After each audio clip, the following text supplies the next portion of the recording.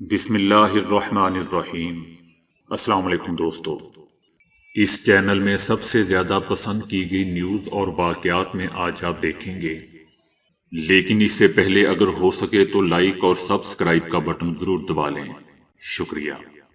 Mexico city میں by پاس سے گزرنے والی تیز رفتار میٹرو ٹرین پل سمیت سڑک پر گزرنے والی گاڑیوں پر گر گئی، جس کے نتیجے میں 23 افراد ہلاک اور 50 سے زائد زخمی ہو گئے۔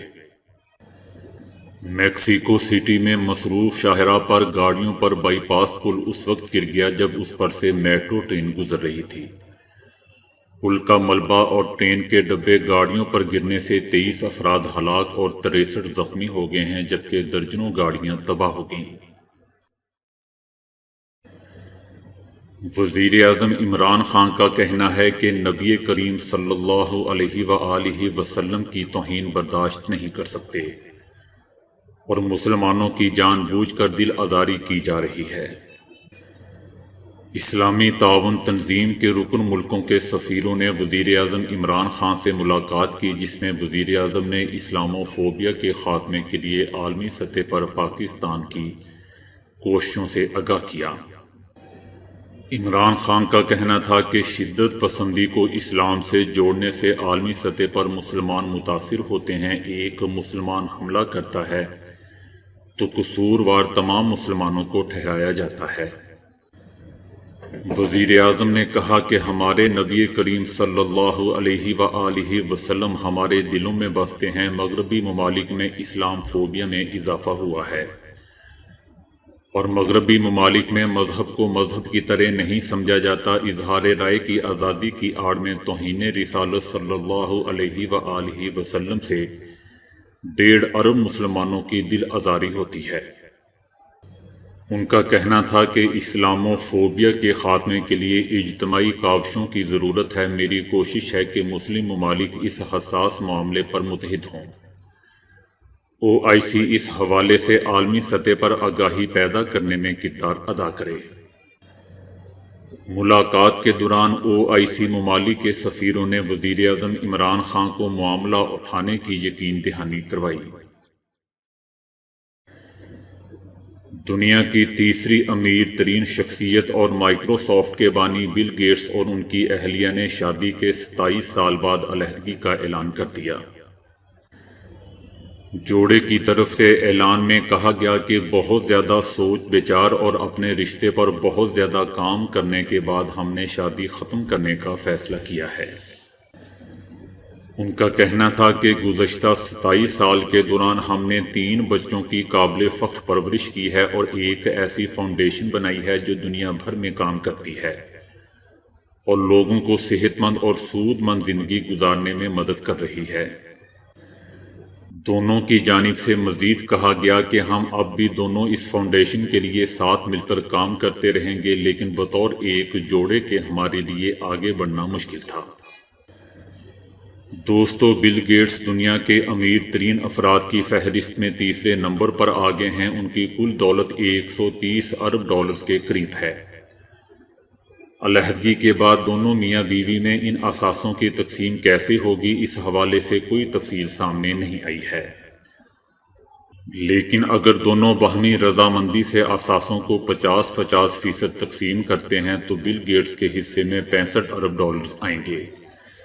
یوں بل گیٹس دنیا کے سب سے امیر ترین افراد کی فہرست میں 70ویں نمبر پر آ جائیں گے۔ پاکستان اور بھارت کے درمیان مقبوضہ وادی پر پیدا ہونے والے تناؤ کو کم کرنے کے لیے دونوں ممالک کے اعلیٰ انٹیلی جنس افسران کے درمیان سال رواں کے پہلے مہینے میں خفیہ مذاکرات ہوئے ہیں۔ پاکستان اور بھارت کے درمیان یہ بات چیت ایک خلیجی ملک میں ہوئی ہے۔ برطانوی خبر رساں ایجنسی رائٹرز نے بتایا ہے کہ پاکستان اور بھارت کے درمیان دبئی میں ہونے والے خفیہ مذاکرات کی بابت اسے بھارتی دارالحکومت دہلی میں موجود انتہائی باخبر ذمہ دار ذرائع نے بتایا ہے۔ بات چیت کا بنیادی مقصد دونوں ممالک کے درمیان پیدا ہونے والے فوجی تناؤ کو کم کرنا تھا۔ ایٹمی طاقت کے حامل دونوں ممالک کے مابین موجودہ تعلقات میں مزید سرد مہری اس وقت پیدا ہوئی تھی جب مقبوضہ وادی میں بھارتی آرمی کے قافلے پر حملہ ہوا تھا، بھارت کی جانب سے اس وقت یہ دعویٰ کیا گیا تھا کہ اس نے بدلہ لینے کے لیے پاکستان کی سرزمین پر اپنے جہاز بھیجے تھے۔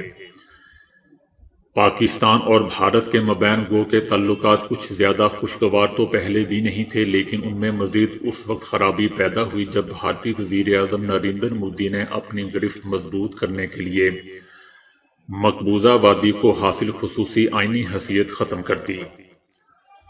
بھارتی وزیر اعظم کے اس اقدام سے پاکستان کو مزید غصہ آیا اور دو طرفہ تجارت کا سلسلہ بند ہو گیا۔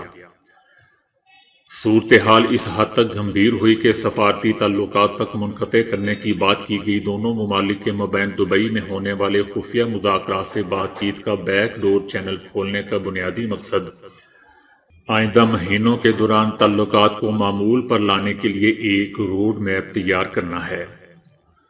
مقبوضہ وادی دونوں ممالک کے درمیان ہمیشہ سے وجہ تنازع رہا ہے۔ مقبوضہ وادی پر دونوں ممالک دعوے دار ہیں۔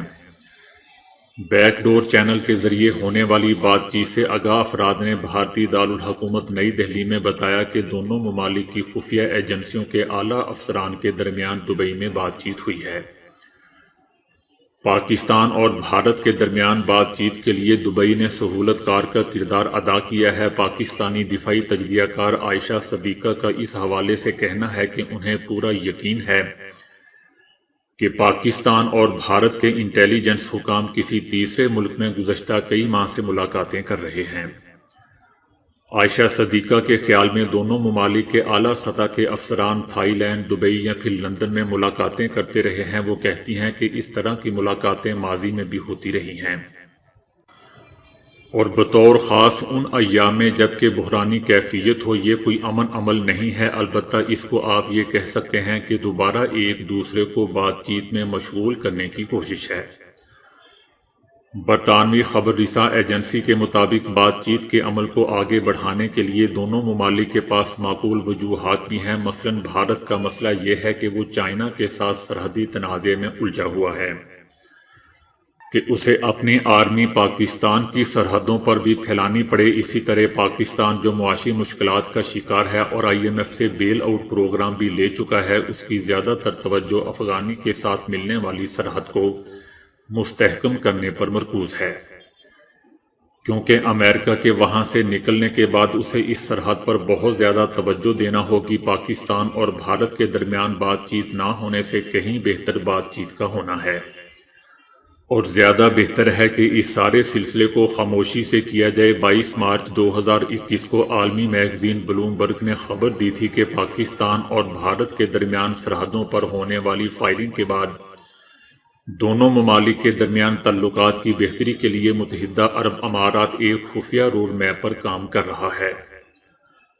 بلومبرگ نے بتایا تھا کہ گزشتہ مہینے دونوں ممالک کی آرمی کی جانب سے 2003 کے لڑائی بندی کے معاہدے پر عمل درآمد کے اچانک سامنے آنے سے مشترکہ اعلان نے سب کو حیران کر دیا تھا، اور پھر اس کے 24 گھنٹے کے بعد امارات کے وزیر خارجہ نے دہلی کا دورہ بھی کیا تھا۔ بلومبرگ نے شائع شدہ رپورٹ کے مطابق ان رابطوں سے آگاہ سفارتی ذرائع کے حوالے سے بتایا گیا تھا کہ دونوں ممالک میں فائر بندی کے لیے متحدہ عرب امارات نے 1 ماہ سے درپردہ کوششیں شروع کی ہوئی ہیں۔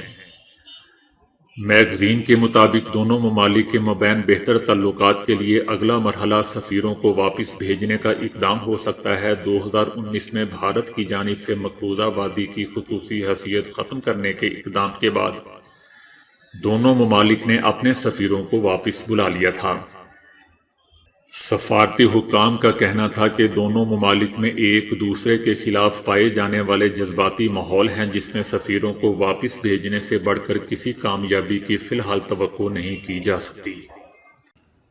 سابق فلسطینی صدر یاسر عرفات کی بیوہ سوہا عرفات کا اپنے شوہر اور فلسطین کی آزادی کے لیے طویل عرصے جدوجہد کرنے والے عظیم رہنما کی موت کے حوالے سے کہنا ہے کہ یاسر عرفات کا مقدمہ ابھی بھی عدالت میں ہے اور میں کسی پر ان کو مارنے کا الزام نہیں لگا سکتی، اور میرے پاس اس حوالے سے کوئی ثبوت بھی موجود نہیں ہے۔ گزشتہ دنوں دوستو، ایک اسرائیلی اخبار نے دعویٰ کیا تھا کہ سوہا نے انٹرویو کے دوران کہا ہے کہ یاسر عرفات کو اسرائیل نے نہیں بلکہ کسی فلسطینی نے مارا ہے۔